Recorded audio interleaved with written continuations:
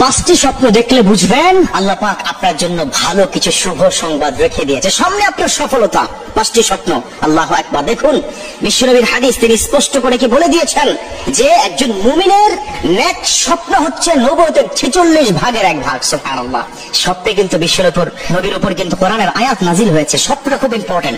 পৃথিবীর মধ্যে সবচাইতে স্বপ্নের তাবির করতে পারতেন হযরত ইউসুফ আলাইহিস সালাম, তারপরে তাবির করতেন বিশ্বনবীর যুগে হযরত আবু বকর রাদিয়াল্লাহু তাআলা আনহু। যে পাঁচটি স্বপ্নের কথা আমি আজকে বলবো, ইটস দ্য মোস্ট ইম্পর্টেন্ট। যখনই আপনি দেখবেন তখনই আপনি খুশি হয়ে আল্লাহর দরবারে শুকরিয়া জ্ঞাপন করবেন, কারণ আল্লাহ পাক নিজে বলেছেন লা ইন শাকারতুম লা আযীদান্নাকুম ওয়া লা ইন কাফারতুম ইন্না আযাবি লাশাদীদ। O my servant, whenever you get something, তুমি যদি কিছু পেয়ে যাও এন্ড তুমি যখন শুকরিয়া জ্ঞাপন করো, if you gratitude to me I will increase you a lot, যদি তুমি আমার শুকরিয়া জ্ঞাপন করো আমি তোমাকে বৃদ্ধি করে দেব, সম্মান, তোমার সুখ, তোমার শান্তি, তোমার সম্পদ সব বৃদ্ধি করে দেব। পাঁচটি স্বপ্ন যখন দেখবেন কি করবেন? আল্লাহ শুকরিয়া জ্ঞাপন করবেন। আর 1 নম্বর স্বপ্ন হচ্ছে যখন আপনি স্বপ্নে দেখবেন কন্যা সন্তানের বাবা হয়ে গেছেন। সুবহানাল্লাহ। আবার বিশ্বনবী কি বলে দিয়েছেন, আল্লাহ পাক তার উপর সবচেয়ে বেশি খুশি হয় যার ঘরে প্রথম কন্যা সন্তান দান করে। সুবহানাল্লাহ। এজন্য কন্যা সন্তান যখনই হবে তখন খুশি হয়ে যাবেন। কি হবেন?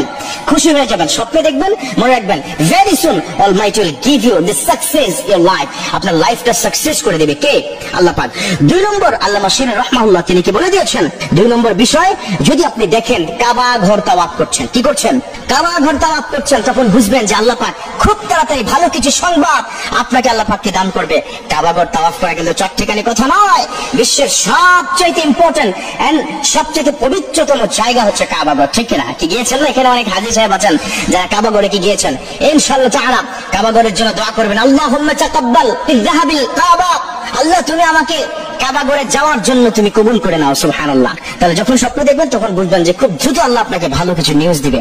3 নম্বর স্বপ্নের কথা আল্লামা শিরনি রাহমাহুল্লাহ তিনি কি বলে দিয়েছেন, যখন আপনি দেখবেন নামাজের ইমামতি করছেন।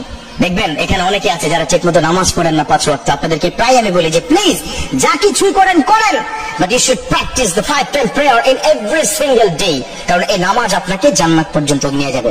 কি হাদিস কি জানা নাই সবার? as-salatu মিফতাহুল জান্নাত, দ্য সালাহ ইজ দ্য কি ফর দ্য জান্নাত। জান্নাতের চাবি হচ্ছে কি? নামাজ। 4 নম্বর স্বপ্ন হচ্ছে কোরআন তেলাওয়াত করতে দেখলে।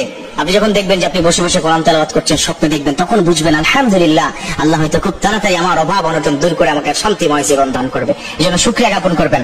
এবং লাস্ট, এটা মোস্ট ইম্পর্টেন্ট, সেটা হচ্ছে স্বপ্নে যদি দেখেন যে মৃত পিতা মাতা আপনার প্রতি খুব সন্তুষ্ট হয়ে গেছে, আপনার মাথায় হাত বুলিয়ে দিয়েছে, তারা মারা গেছে, কবরে আছে, তখন বুঝবেন যে পিতা মাতা সন্তুষ্ট। আর পিতা মাতা সন্তুষ্ট মানে কে সন্তুষ্ট? আল্লাহ সন্তুষ্ট, রাব্বুল আলামিন তিনি সন্তুষ্ট হয়ে যান। বিশ্বনবী বলেছেন রিদার রাব্বি ফি রিদাল ওয়ালিদাইন সাখাতার রাব্বি ফি সাখাতাল ওয়ালিদাইন।